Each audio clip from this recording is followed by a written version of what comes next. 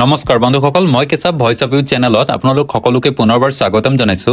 আপোনালোকে ইতিমধ্যে গম পাইছে যে ADRE ৰ গ্ৰেড 3 আৰু গ্ৰেড 4 পোষ্টসমূহত এপ্লাই কৰোতে যিসকলৰ মিস্টেক হৈছিল তেওঁলোকে এতিয়া নিজৰ মিস্টেক হোৱা ডাটাখিনি কাৰেকচন কৰিব পাৰিব বুলি যোৱা 4 জানুৱাৰীত নটিচ এটা জাৰি কৰিছিল। এই সম্পৰ্কত মই অলৰেডি এটা ভিডিও বনাইছিলো। সো আজি এই ভিডিওটোত ADRE ৰ কাৰেকচন কেনেদৰে কৰিব লাগিব সেই বিষয়ে কমপ্লিট প্ৰসেস স্টেপ বাই স্টেপ দেখাবলৈ গৈ আছো।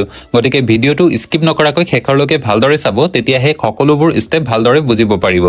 কিন্তু তাৰ আগত যদি আপুনি এতিয়ালৈকে আমাৰ এই চেনেলটো সাবস্ক্ৰাইব কৰা নাই তেন্তে সাবস্ক্ৰাইব কৰি নটিফিকেশন বেল অন কৰি ৰাখিব। বন্ধুসকল কাৰেকচনৰ কাৰণে প্ৰথমে আপোনালোকে অফিচিয়েল ৱেবছাইটলৈ গৈ লগইন পেজটোলৈ আহিব লাগিব। মই এই ভিডিওৰ ডেসক্ৰিপচনতো গ্ৰেড 3 আৰু গ্ৰেড 4 দুইটাৰে লিংক দি থম, আপোনালোকে তাত ক্লিক কৰিও ডাইৰেক্ট এই পেজটোলৈ আহিব পাৰিব। মই ইয়াত গ্ৰেড 3 কাৰেকচন কৰি দেখুৱাই দিম, আপোনালোকে গ্ৰেড 4 কাৰেকচন কৰিবলগীয়া হলেও সেম একে প্ৰসেস ফলো কৰিলেই হ'ল। আপোনালোকে এই ওপৰৰ বক্সটোত এপ্লিকেশন নাম্বাৰ এন্টাৰ কৰিব আৰু এই তলৰ বক্সটোত পাসওয়াৰ্ড এন্টাৰ কৰি ল'ব। যদি পাসওয়াৰ্ড আৰু এপ্লিকেশন মনত নাই তেন্তে ফৰগট পাসওয়াৰ্ডত ক্লিক কৰি আপোনালোকৰ মোবাইল নাম্বাৰ আৰু ডেট অফ বাৰ্থ ইয়াত এন্টাৰ কৰি সাবমিট বুটনত ক্লিক কৰিব। তেতিয়া লগে লগে আপোনালোকৰ ৰেজিষ্টাৰ্ড মোবাইল নাম্বাৰত আপোনালোকৰ এপ্লিকেশন নাম্বাৰ আৰু পাসওয়াৰ্ড পঠিয়াই দিব। ইয়াত এপ্লিকেশন নাম্বাৰ আৰু পাসওয়াৰ্ড এন্টাৰ কৰাৰ পাছত লগইন বুটনত ক্লিক কৰি দিব। লগইন বুটনত ক্লিক কৰাৰ লগে লগে আপোনালোকৰ ইয়াত ডিসপ্লেত এপ্লিকেশন ইনফৰমেশন দেখিবলৈ পাব। এপ্লিকেশন ইনফৰমেশনৰ ৰাইট সাইডে আপোনালোকে ইয়াত দেখিবলৈ পাইছে এডিট প্ৰফাইল। আপোনালোকৰ কাৰেকচন কৰিবলগীয়া হলে এই এডিট প্ৰফাইলত ক্লিক কৰিব। এডিট প্ৰফাইলত ক্লিক কৰাৰ লগে লগে আপোনাৰ ৰেজিষ্টাৰ্ড মোবাইলত এটা OTP যাব। সেই OTPটো ইয়াত এন্টাৰ কৰি ভেৰিফাই কৰি ল'ব। OTP ভেৰিফিকেশন সাকসেসফুল হোৱাৰ পাছত আপোনালোকে ইয়াত নিজৰ প্ৰফাইলৰ ডাটাখিনি দেখিবলৈ পাব। আপোনালোকে এপ্লাই কৰোতে যিখিনি ডাটা ইয়াত এন্টাৰ কৰিছিলে, যিবোৰ কেটেগৰীত এপ্লাই কৰিছিলে সেই গোটেইখিনি ইয়াত দেখিবলৈ পাব।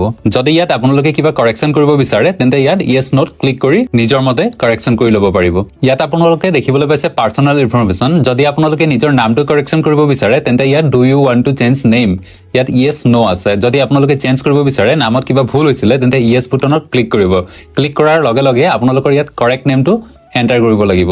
যদি কোনো ভুল হোৱা নাছিলে, কাৰেকচন কৰিবলগীয়া নহয়, তেন্তে ইয়াত নো বুটনত ক্লিক কৰিব। কিছুমান ডাটা আপোনালোকে ইয়াত ডাইৰেক্টলি এডিট কৰিব পাৰিব আৰু কিছুমানৰ কাৰণে ইয়াত এনেকে অপচন দিয়া থাকে কৰিব বিচাৰে নে নাই ইয়েস নো বুলি। যদি কৰিব বিচাৰে তেন্তে ইয়েস কৰিব, যদি নিবিচাৰে তেন্তে নো ক্লিক কৰিলেই হ'ল। বাকিখিনি ডাইৰেক্টলি এডিট কৰিব পাৰিব। Father name, applicant date of birth, ইয়াত যদি আপোনাৰ ডেট অফ বাৰ্থ ভুল হৈছিলে তেন্তে শুদ্ধ কৰি ল'ব পাৰিব।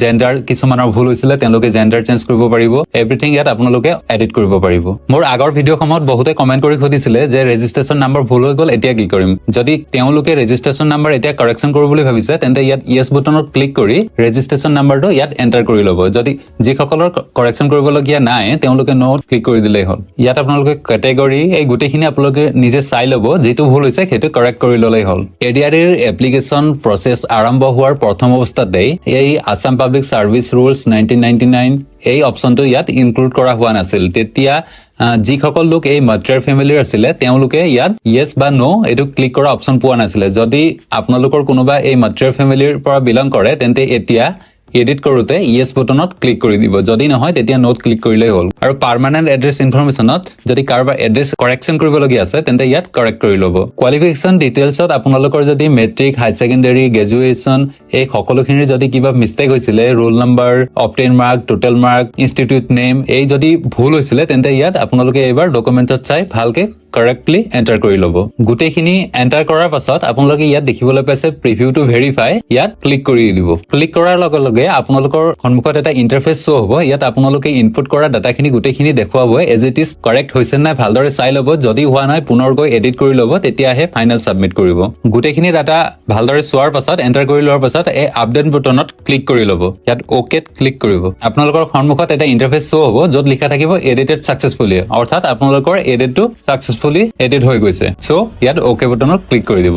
ওকে ক্লিক কৰাৰ পাছতে আপোনালোকৰ সন্মুখত do you want to lock profile বুলি এটা ইন্টাৰফেচ ওলাই আহিব। যদি আপোনালোকে নিজৰ প্ৰফাইলটো লক কৰিব বিচাৰে তেন্তে লক প্ৰফাইলত ক্লিক কৰিব আৰু যদি নিবিচাৰে এনে এৰি দিলেও হ'ল। যদি আপুনি লক প্ৰফাইল কৰে তেতিয়া কেণ্ডিডেটে ইয়াৰ পাছত কোনো চেঞ্জেছ কৰিব নোৱাৰিব, সেইটো ইয়াত নোটছত লিখি থোৱা আছে। সো বন্ধুসকল আশা কৰো আপোনালোকে নিশ্চয় বুজি পাইছে যে কেনেদৰে ADRE ৰ মিষ্টেক হোৱা এপ্লিকেশন ফৰ্মখন কাৰেকচন কৰিব লাগিব। এই সম্পৰ্কে ভালদৰে বুজাই দিছো। আশা কৰিছো আপোনালোকে নিশ্চয় বুজি পাইছে। সো আজিৰ ভিডিওটো ইমানতে সামৰণি মাৰিছো।